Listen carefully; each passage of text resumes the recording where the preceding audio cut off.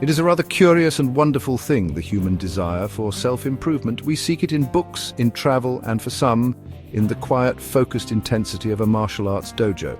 Today we turn our gaze to one such path, Budokan karate. The name itself is quite revealing.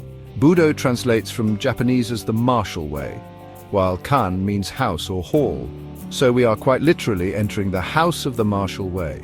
This particular style, while sharing roots with the ancient Okinawan arts that birthed all karate, was founded by the rather remarkable Mr. Chuchu Sut in Malaysia in 1966. It is a style that blends the hard, linear techniques of Japanese karate with softer, more circular elements drawn from Chinese arts, creating a wonderfully unique synthesis.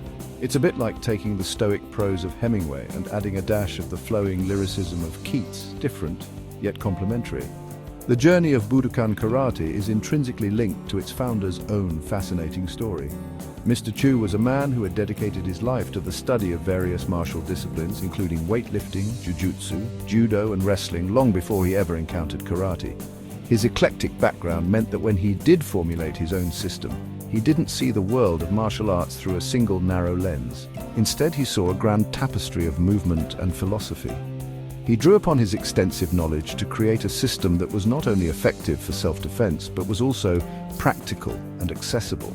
He believed that the ultimate aim was not to create fearsome fighters, but to cultivate well-rounded, disciplined, and peaceful human beings. This philosophy remains the very heart of Budokan karate today, a guiding star for all who step onto its training floor. This particular style, therefore, is not some dusty relic of a bygone era preserved in amber. It is a living, breathing tradition, one that honors its lineage while remaining relevant in our modern world. It is a system designed to be a lifelong pursuit, a do or way that extends far beyond the physical confines of the dojo. The training is as much about mastering one's own temper and ego as it is about mastering a punch or a kick.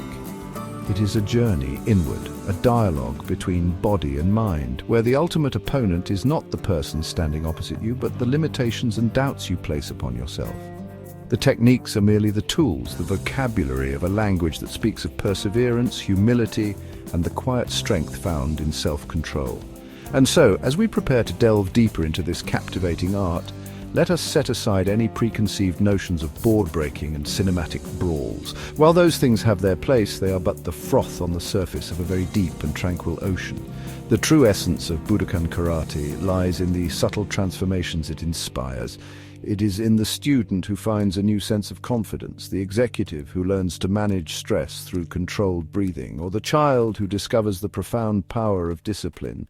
It is an art form, a fitness regime, and a philosophical guide rolled into one elegant package, inviting us all to step into the house of the martial way and begin our own journey of discovery. At the very core of Budokan karate, and indeed all traditional martial arts, lies the foundational principle of respect. This isn't merely about good manners, although that is certainly part of it. It is a deep and abiding philosophy. It begins the moment one enters the dojo with a bow to the training space itself, a gesture acknowledging the tradition and the shared purpose of all who train there. It continues with a bow to the instructor, or sensei, and to one's fellow students, senpai, that is seniors, and kohai, the juniors. This simple act of bowing is a physical manifestation of humility, a reminder that one is there to learn, not to boast. It is a recognition that every person in the room, regardless of their rank or skill level, is a valuable part of the journey and deserves to be treated with courtesy and consideration. Following closely behind respect is the steadfast pillar of discipline. In the context of karate, discipline is not a punitive or restrictive force. Rather, it is the framework that allows for genuine growth and freedom. It is the discipline to attend class regularly, even when one is tired or unmotivated. It is the discipline to push through the discomfort of a challenging stance, holding it for just a few seconds longer than you thought possible. It is the mental discipline to clear your mind of the day's worries and focus entirely on the task at hand, whether it is a complex kata or a simple blocking technique. This self-control, cultivated through countless repetitions and unwavering focus, gradually seeps into all other aspects of a practitioner's life, fostering a sense of order and purpose that is quite invaluable.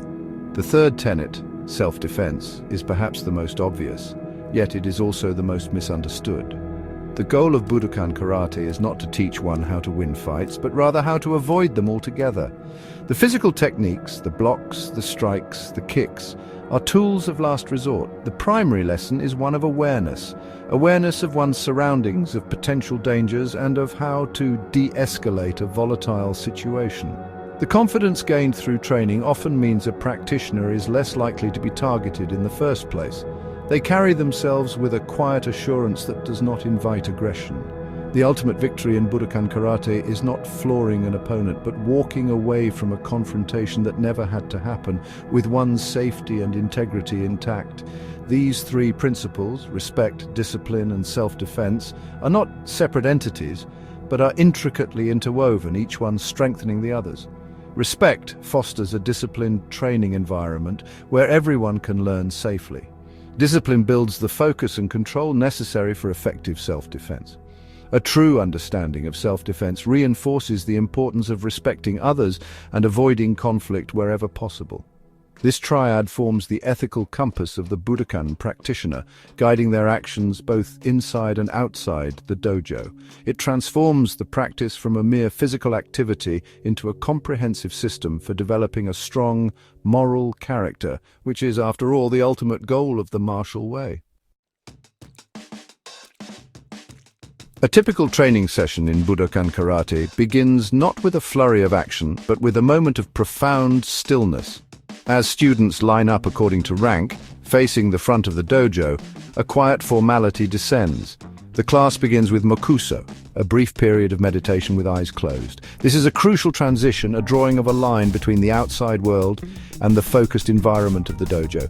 It is a chance to shed the stresses of the day, to quiet the chattering mind, and to prepare oneself mentally for the training ahead. Following this, the class performs a seated bow, a zare, to the front and then to the sensei, verbalizing the dojo kun, or school creed, which reaffirms the philosophical goals of the practice. It's a wonderfully grounding ritual that sets a tone of seriousness and mutual respect for the entire session. Once the opening formalities are complete, the physical part of the training commences with a thorough warm-up.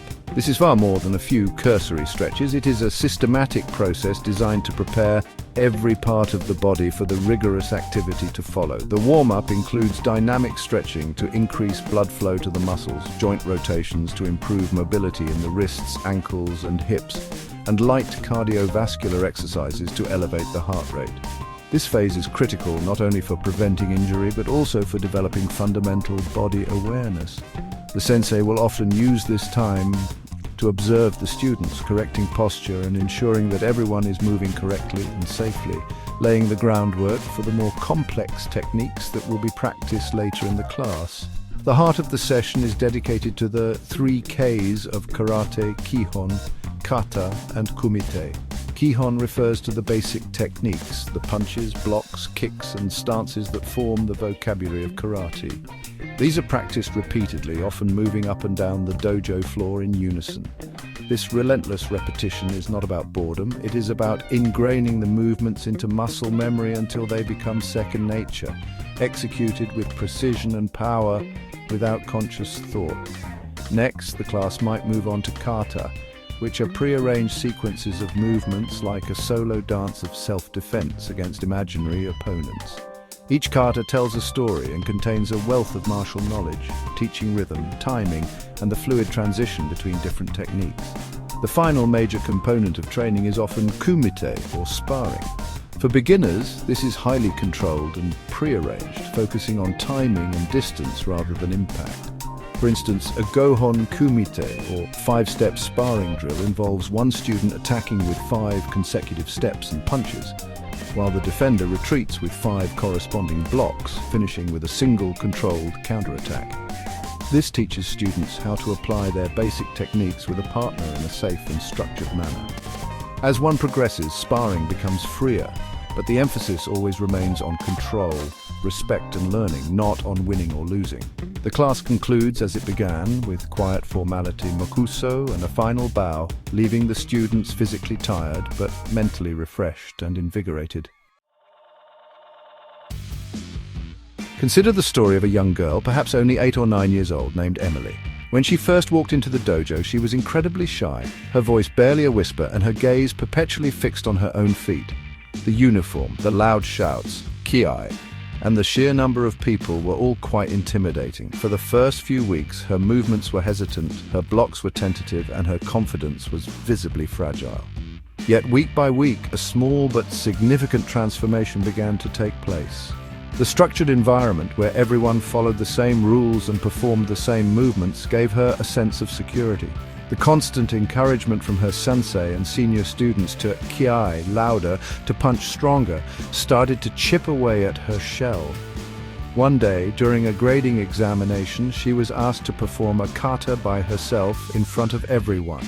The Emily of a few months prior would have frozen, but this time she took a deep breath, bowed and began the sequence. Her movements were not yet perfect, but they were confident. Her kiai was sharp and loud, echoing through the silent hall. In that moment, she wasn't just a shy little girl, she was a karateka, a practitioner of the art. The karate training had given her a voice, both literally and figuratively. It taught her that her body was strong, her spirit was resilient, and that she had the power to stand tall and be seen. This newfound confidence didn't just stay in the dojo, it followed her to school, helping her to speak up in class and make new friends more easily. Now, let's turn to a different story, that of a man in his 40s. Let's call him David. A busy professional, David joined the karate club seeking an escape from the relentless stress of his corporate job and a way to get back in shape. Initially, he found the training immensely frustrating. His body, accustomed to a sedentary life, protested against the deep stances and demanding drills. His mind, used to multitasking and constant distraction, struggled to focus on a single, repetitive movement. He was humbled, finding himself a white belt being corrected by teenagers. There were many times he considered quitting, believing he was too old or too inflexible to continue this demanding pursuit.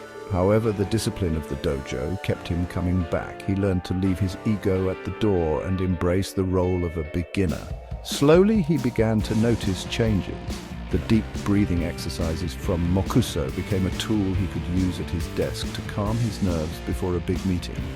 The focus required to learn a new kata helped him to approach complex problems at work with a clearer, more singular mind. The physical exertion became a welcome release, melting away the day's tension. For David, karate became a form of active meditation. It didn't just improve his fitness, it rewired his response to stress, teaching him patience and perseverance in a way no management seminar ever could. He discovered that the path to a black belt was not a race, but a marathon of small, consistent steps. When one thinks of martial arts, a whole host of images and styles might spring to mind. From the high-flying kicks of taekwondo to the grappling holds of judo. So where, one might ask, does Budokan karate fit into this grand family portrait? A simple way to begin is by looking at its primary focus. Budokan, like most karate styles, is what is known as a striking art.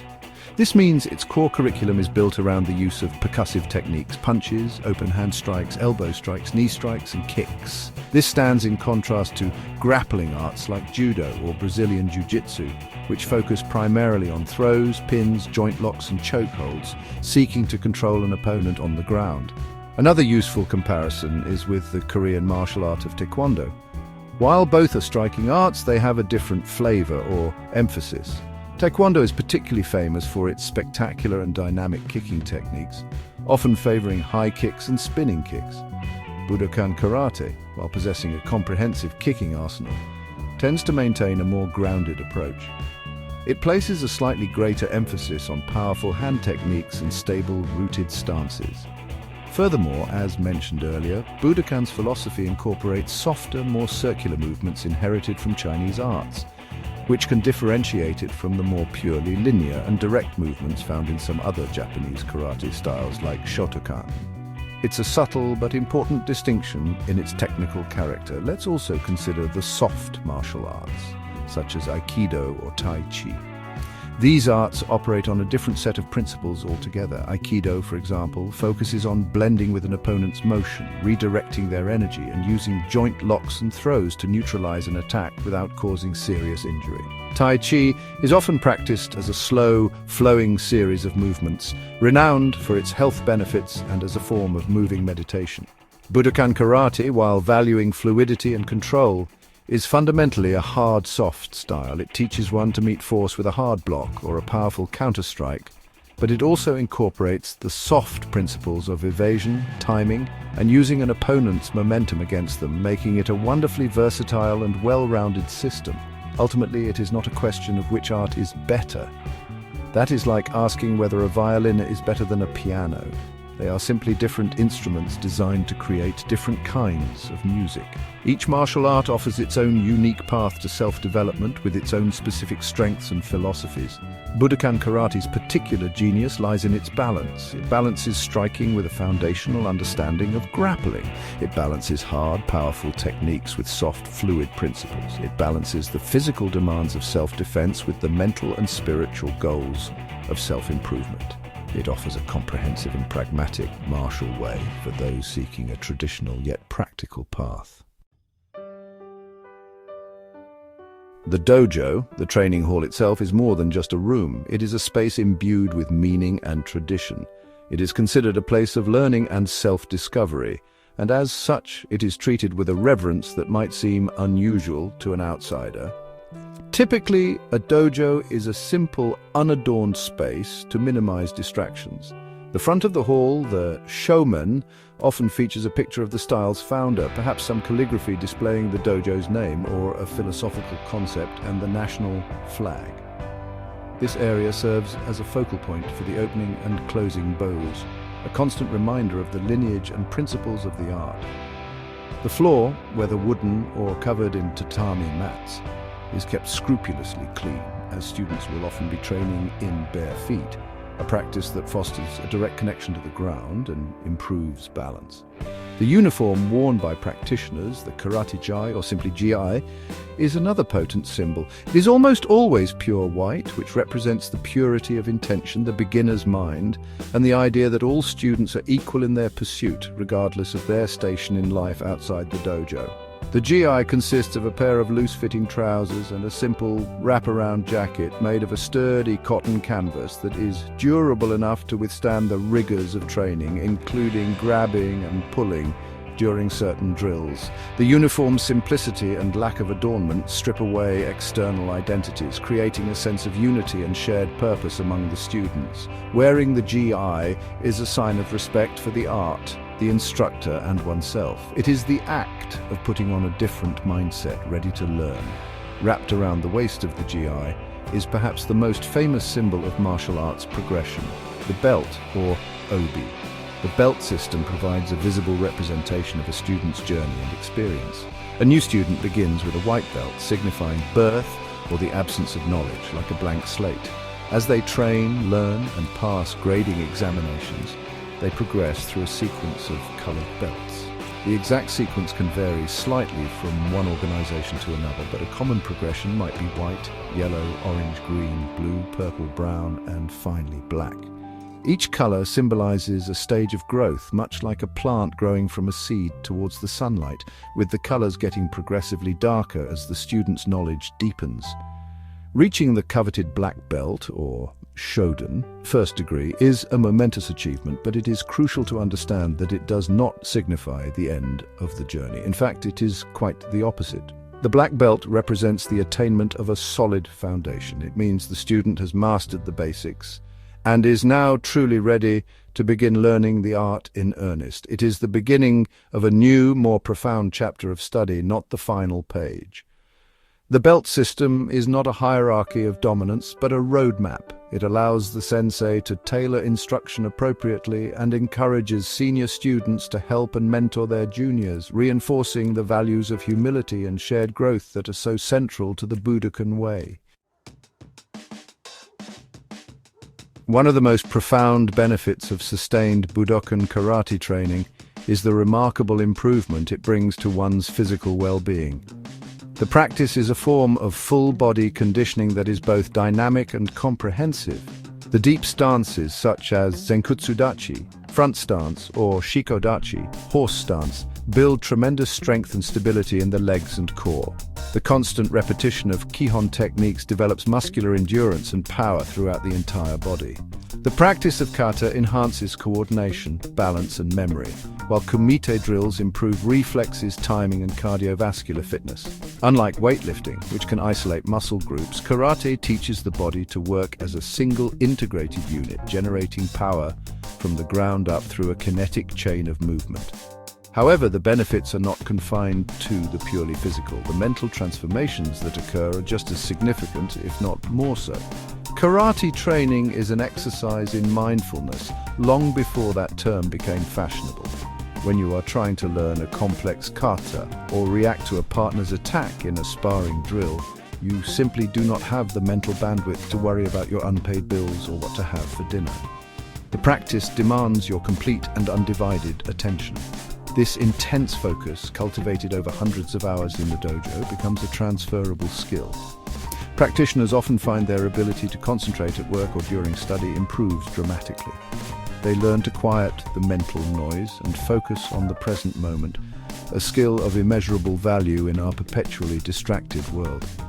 Furthermore, Budokan karate is an exceptional tool for building emotional resilience and managing stress.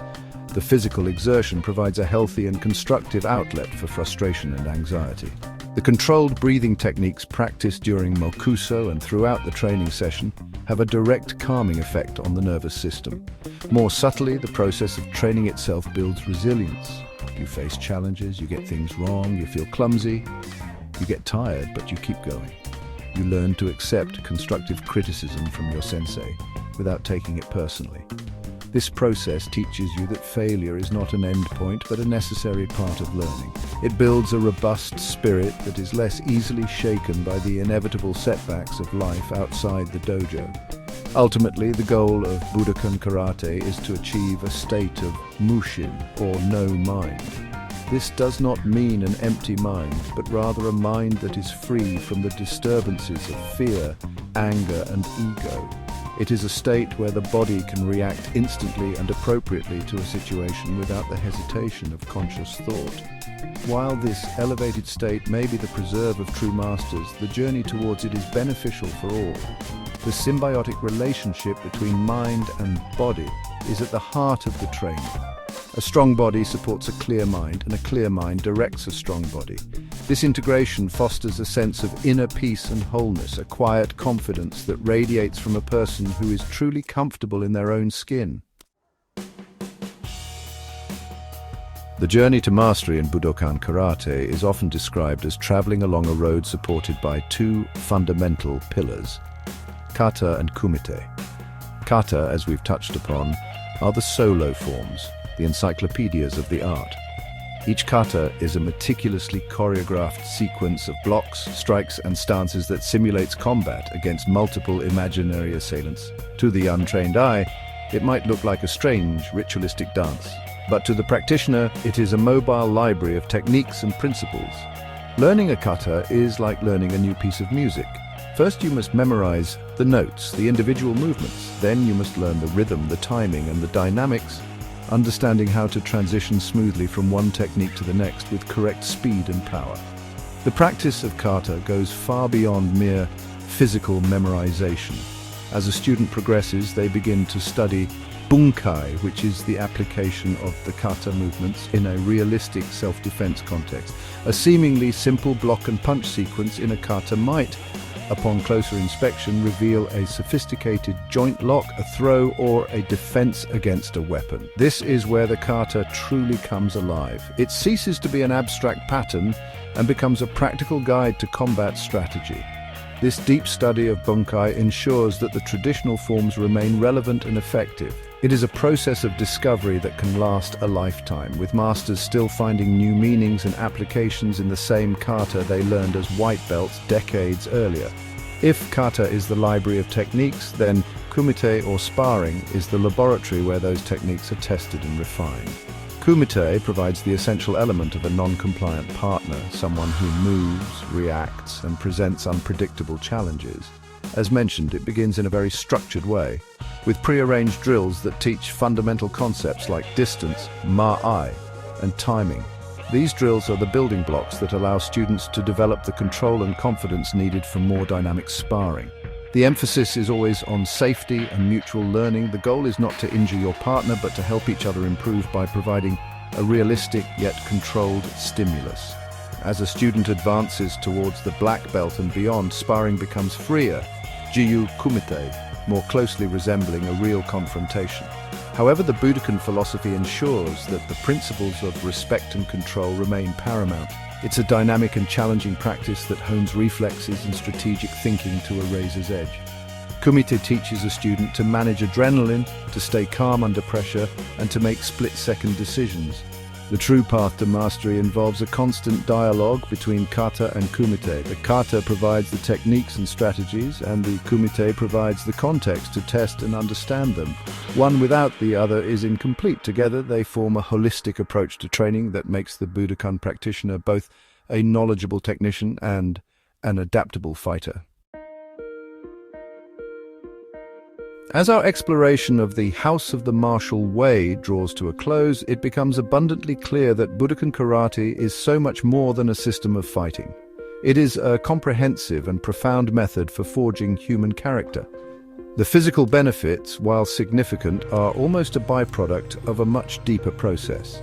The true art lies in the subtle, incremental changes that take place within the practitioner's spirit.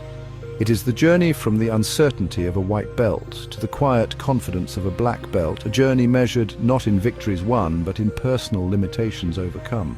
The discipline required to perfect a single punch or to memorize a complex kata becomes the discipline to tackle any challenge in life with patience and persistence. The dojo acts as a unique crucible for this transformation. It is a microcosm of society where respect is the currency, humility is the armor, and perseverance is the sword. In the dojo, one's job title, wealth, or social status are left at the door, along with one's shoes. Inside, everyone is equal in their shared struggle and their shared goal of self-improvement. A company director may find themselves learning from a university student, and a quiet teenager may discover the leader within by guiding a new class of beginners. These experiences break down social barriers and foster a sense of community and mutual responsibility that is often missing in the modern world. Budokan Karate builds bridges, not walls. The philosophy of Budokan, with its emphasis on avoiding conflict and protecting oneself only as a last resort, cultivates a peaceful and stable temperament. The confidence gained from knowing you can handle yourself physically, paradoxically, makes you less likely to resort to violence. It fosters a calm assertiveness, an ability to stand your ground without aggression. This inner strength, this character, is the ultimate self-defense. It is the armor that protects one not just from physical threats, but from the daily onslaught of stress, self-doubt, and negativity. It is the quiet resolve that allows one to navigate the complexities of life with grace and integrity. In the final analysis, the legacy of Budokan Karate is not written on tournament trophies or in the number of boards broken. It is written in the lives of the people it has changed. It is seen in the focused student, the resilient professional, the respectful child, and the confident adult. It is a path, a do, that offers no shortcuts and no final destination, only the promise of continuous growth.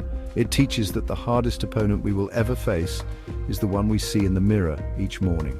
And through the dedicated practice of its art, it provides us with the tools, the spirit, and the community to face that opponent and day by day become a slightly better version of ourselves. A rather wonderful thing indeed.